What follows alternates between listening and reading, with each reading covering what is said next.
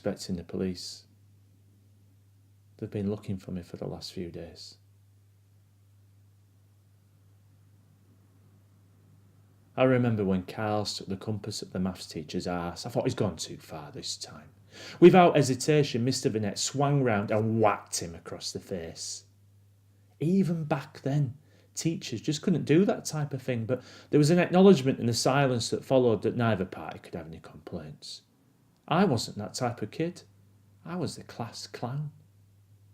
I remember Miss Robson once asked me, why do I persist in making the kids laugh in the class? I said, because I'm good at it.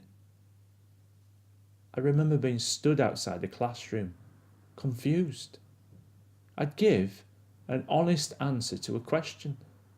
I was good at it, but the problem was nobody within the school took the time out to find out whether I was good at anything else.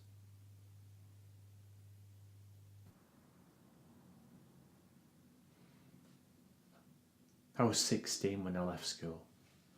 I had no idea what I wanted to do. I was playing footy on the field with Danny one night. He was a bit older than me, and he said that he worked at this place called Farmer's Boy. Fucking Farmer's Boy, I said. What do you do there?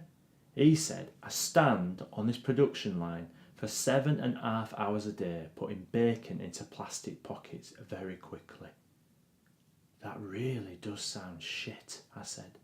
I'll do it for a few months until I decide what I want to do. 23 years I've been there now, and there is nothing that you can't tell me about Wrangler's back. I'm a bacon artiste.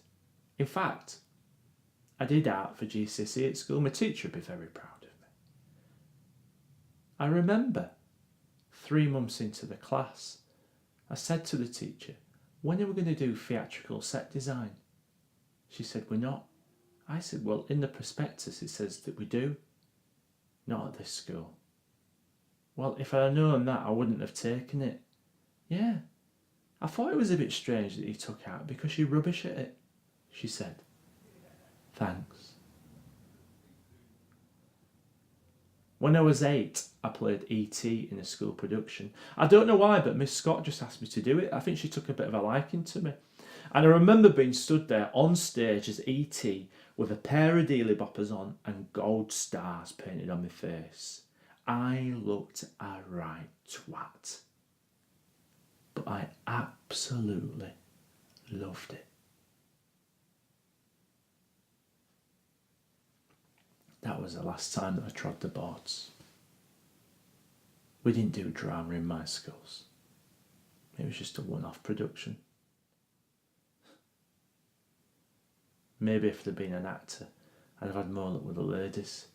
I was 23 until I had my first proper girlfriend. I met her in a nightclub called Lingard's. I'd like to say it was one of those nightclubs where your feet stick to the carpet, but there was virtually no carpet for your feet to stick to. I don't know what it is about nightclubs, but they're a great class leveller because no matter what background you're from, at some point in your youth, you will have been in a shit city centre nightclub. I'd been waiting for ages to get served at the bar whilst everybody around me got served twice. And this guy just walked through the bar with a stepladder. And me being the class clown, I just turned to my right and said, that's not his real ladder, that's his stepladder. He sees his real ladder on the weekend. It could have been anybody to my right. It just so happened to be the most beautiful smile in Bradford.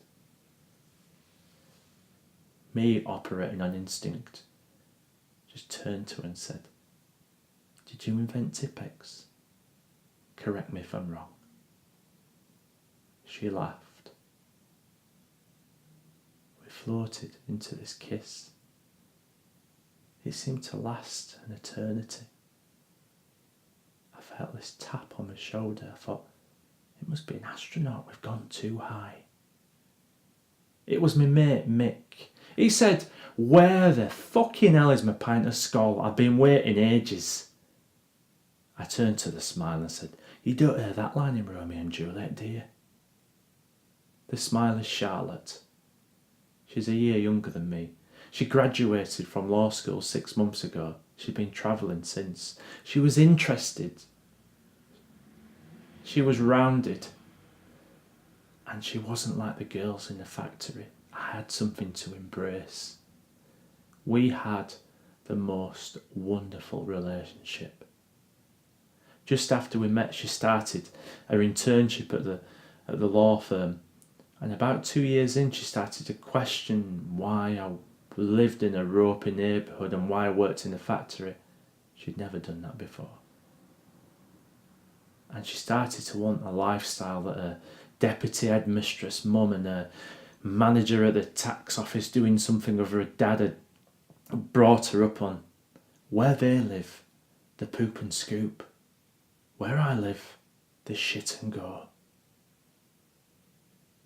I was walking through Leeds one night, late night shopping at Christmas. I was walking past one of those swanky bars with a full glass frontage. And Charlotte was stood there, next to the window, kissing this guy.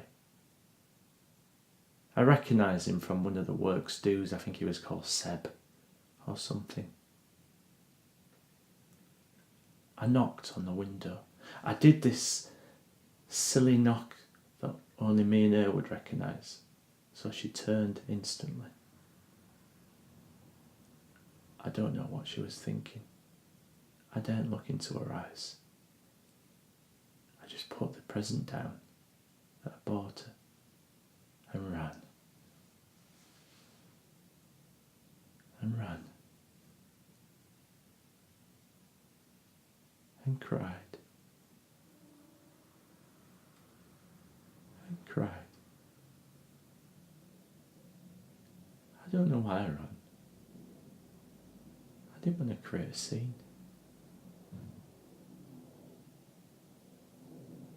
That was her life now.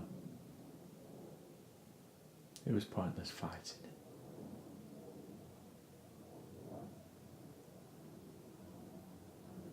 I love Charlotte.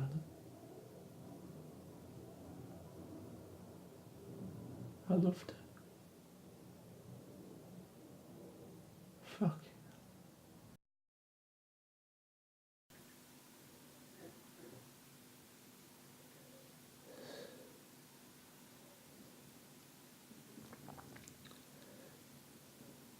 The rear.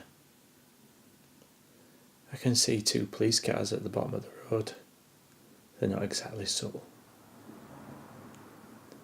I didn't think they'd find me. This is my brother's house.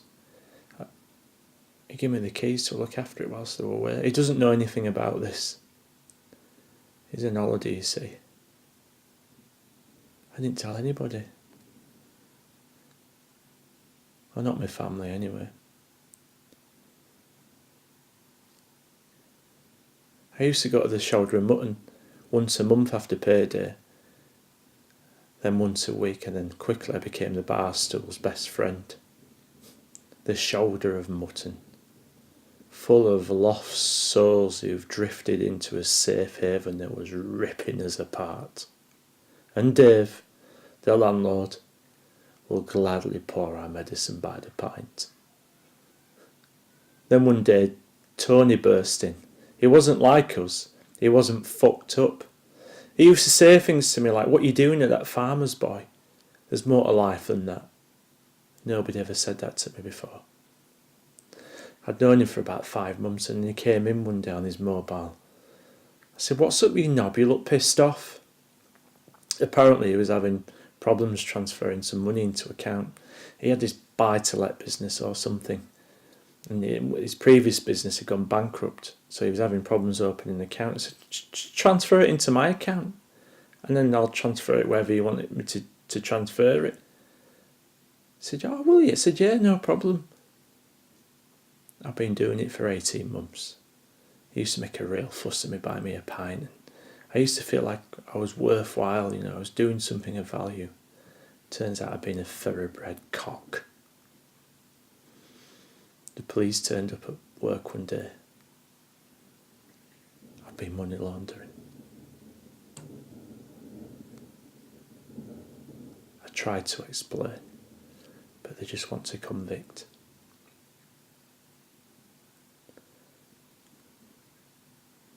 I didn't want this life.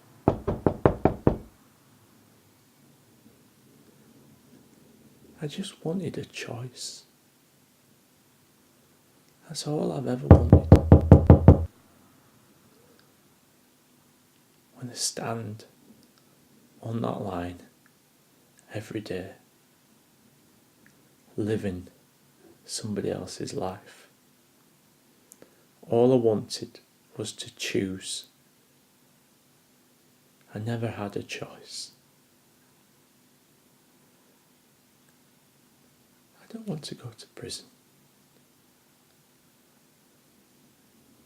I'm scared. I don't want to go to prison.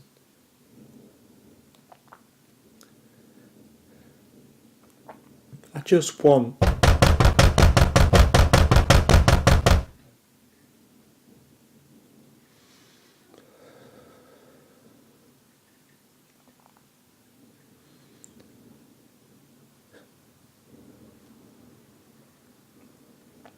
well, at least a cell in prison. I'll be able to see the walls and touch them.